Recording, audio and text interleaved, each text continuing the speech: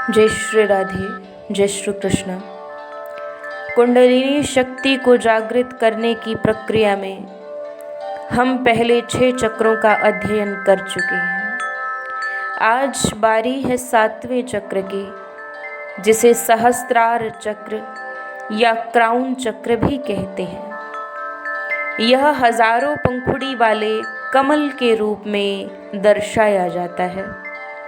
जैसे एक कमल का पुष्प खिलने के बाद असीम सौंदर्य को पा लेता है, वैसे ही जिस व्यक्ति का सहस्त्रार चक्र जागृत हो जाता है, वह व्यक्ति अपने दिमाग को पूर्ण रूप से विकसित कर लेता है।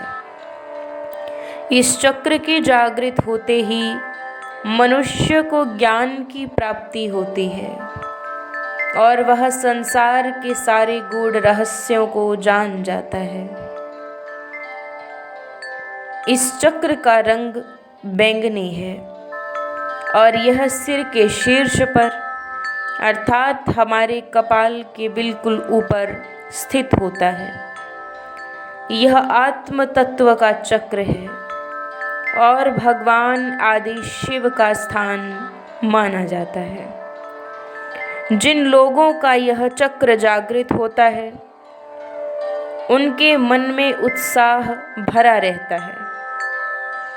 ऐसे व्यक्ति स्वार्थ रहित होकर सदैव समाज की सहायता करने के लिए तत्पर रहते हैं। अगर आपको इस चक्र पर कुछ सरसराहट या खुजली महसूस होती है, तो आपका सहस्रार चक्र कुछ हद तक जागृत होता है। यह चक्र आपको आध्यात्मिक बनाता है। जो व्यक्ति लगातार अपने लक्ष्य के बारे में सोचता है, जो सदा ही सफल होने के बारे में बात करता है, उस व्यक्ति का सहस्रार चक्र बैलेंस्ड होता है। जो व्यक्ति आध्यात्म के गूढ़ रहस्यों को जानता है तथा उनका प्रचार करता है, जो आध्यात्म की बातों का प्रवचन कर दूसरों को समझाता है, ऐसे व्यक्ति का सहस्रार चक्र बैलेंस्ड होता है। लेकिन समाधि दर्शाती है कि सहस्रार चक्र पूर्ण रूप से जागृत है। जो व्यक्ति लंबे समय तक समाधि में रह सकता हो, उसी व्यक्ति का सहस्त्रार चक्र पूर्ण रूप से जागृत हो जाता है। वो कौन कौन से लक्षण हैं जो बताते हैं कि आपका सहस्रार चक्र इम्बैलेंस या ब्लॉक हो गया है, और वो कौन कौन से उपाय हैं जिनसे आप अपने सहस्रार चक्र को जागृत कर सकते हैं। ये जानने से पहले अगर आप हमारे चैनल पर नए हैं, तो हमारे चैनल दिव्य श्रद्धा भक्ति को सब्सक्राइब करें। वीडियोस की अपडेट को पाने के लिए बेल आइकन को प्रेस करें और हमारी वीडियोस अगर आपको पसंद आए तो लाइक और शेयर ज़रूर करें। वो कौन कौन से लक्षण हैं जो बताते हैं कि आपका सहस्रार चक्र इम्बैलेंस या ब्लॉक हो गया है। जिस व्यक्ति का जीवन में कोई लक्ष्य नहीं होता, जो उदास रहता हो और जो दूसरों के व्यवहार से शीघ्र ही प्रभावित हो जाता हो, ऐसे व्यक्ति का सहस्रार चक्र इम्बैलेंस होता है।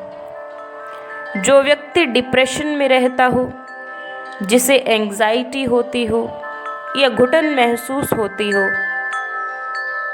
तथा चिड़चिड़े स्वभाव वाले व्यक्ति का भी यह चक्र इम्बैलेंस हो जाता है। इस चक्र को जागृत करने के लिए ये कुछ उपाय हैं जो हमें अपनाने चाहिए। सबसे पहले बड़ों का आशीर्वाद लें। अपने माता पिता और गुरुजनों का आशीर्वाद जब हम लेते हैं तो वो अपना हाथ हमारे सिर पर रखते हैं। उनके हाथ की स्थिति बिल्कुल वही होती है जो हमारे सहस्त्रार चक्र की। हमारे सहस्त्रार चक्र पर जब हमारे माता पिता, गुरुजन और बड़े बुजुर्ग अपना हाथ रखते हैं, आशीर्वाद देते हैं, तो उनकी सकारात्मक ऊर्जा हमारे अंदर प्रवेश करती है और हमारे इस चक्र को जागृत कर देती है। दूसरा है ज़रूरतमंदों की सहायता करें। जब आप किसी ज़रूरतमंद की सहायता करते हैं तो ऐसा व्यक्ति आपको अपनी ब्लेसिंग्स देता है, आपकी मंगल कामना के लिए भगवान से प्रार्थना करता है। उसकी सकारात्मकता, उसके द्वारा की गई वह प्रार्थना आपके सहस्त्रार चक्र को जागृत कर देती है। नित्य प्रति ध्यान करें और खेचरी मुद्रा का प्रयोग करें। खेचरी मुद्रा यदि संक्षिप्त रूप में आपको बताएं तो अपनी जीभ को उलटकर अंदर की ओर मोड़ना है। उसे अंदर की ओर मोड़कर अपने तालू में लगाएं। जब आप ऐसा करते हैं और ध्यान करते हैं तो इस क्रिया के फल स्वरूप आपको एक मीठे रस का अनुभव होता है। यह मीठा रस, यह मीठा स्वाद आपके सहस्त्रार चक्र से रिसने वाले ब्रह्म रस का स्वाद होता है, जिसे अमृत भी कहते हैं। यह आपके शरीर को बलिष्ठ बनाने का कार्य करता है और आत्म जागृति के लिए बहुत आवश्यक है। खेचरी मुद्रा के बारे में हम आपको विस्तार से अपनी आगे आने वाली वीडियोज़ में बताएंगे। यदि ध्यान करते समय आपकी गर्दन का आगे का भाग ऊपर की ओर उठ जाए, कहने का भाव कि ध्यान करते समय आपका सिर नीचे झुकने लगे और आपकी चिन्ह, आपकी ठुड्डी ऊपर की ओर उठने लगे। जब आपको ऐसा खिंचाव अनुभव होता है तो इसका अर्थ है कि आपका यह चक्र एक्टिव है। सहस्त्रार चक्र की ऊर्जा आपके गर्दन के भाग में खिंचाव को उत्पन्न करती है और गले की मांसपेशियों में खिंचाव अनुभव होता है। कई बार आपको लगता है कि एक शक्तिशाली ऊर्जा आपको ऊपर की ओर खींच रही है। कई बार आपको ऐसा महसूस होगा कि कोई आपके सिर को बार बार खींच रहा है, तो इसका अर्थ भी यह है कि आपका सहस्रार चक्र एक्टिव है, जागृत अवस्था में है और इसीलिए आपको नित्य प्रति ध्यान करना चाहिए।